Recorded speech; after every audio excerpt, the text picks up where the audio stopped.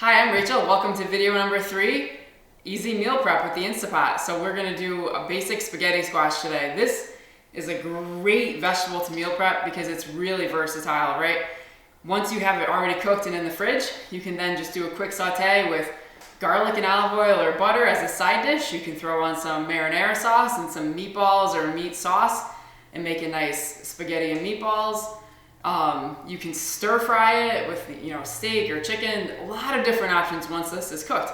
The hard part is cooking it, which in the oven can take an hour or more, and then waiting for it to cool and before you can touch it is can be a process.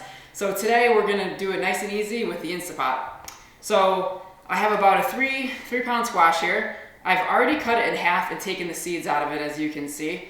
The benefit for that is that it cooks quicker. Now, if you have a bigger squash or it's cumbersome, or you just don't feel like cutting it in half and dealing with that, because it can be a little difficult sometimes, you can cook it whole.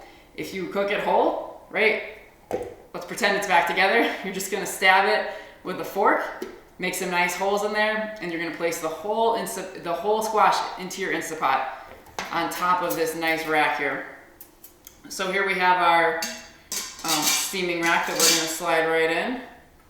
We're gonna put in a cup of water. If you're doing the whole squash, it's gonna be 15 minutes at high pressure and then 10 minutes of natural release, which means you're gonna let it go for 10 minutes before you hit the quick release valve.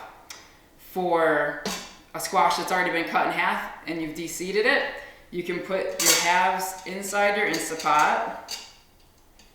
Okay, and I added my 1 cup of water. We're gonna take our lid here. Again, if you start with a little bit to the side, you can see it's open a little bit to the side here, it'll slide right in to the groove so you can flip it clockwise towards close. That little noise you hear means it's locked into place. Now what you can do is you're gonna hit the pressure cook button or the manual button like we saw on the other Instapot. Okay.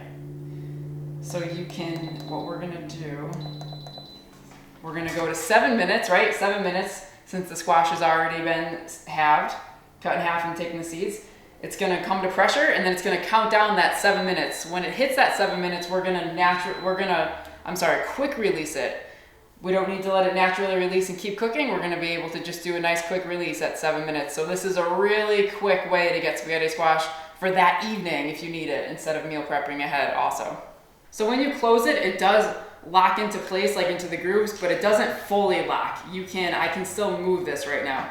It will fully lock into place once it comes to pressure and starts the countdown. Just to clarify, so if you accidentally move it and you're like, oh man, I broke it, you didn't break it, it just didn't lock fully into place, which it will do when it comes to pressure.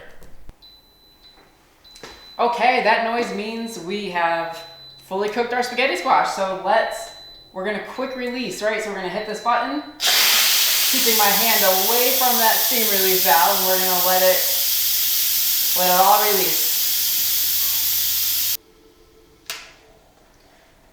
Okay, our float valve has sank in, so we know that it is fully released, and we no longer hear the steam coming out, another indicator. So we can turn it towards the open, it'll unlock for us, and we'll be able to take it off. All right, so there's our spaghetti squash. Looking beautiful, all cooked through. All you have to do now to have this ready to do a quick stir fry or use with a jar of sauce is to take a fork and pull those strands out from that spaghetti squash, put it in an airtight container, keep it in the fridge.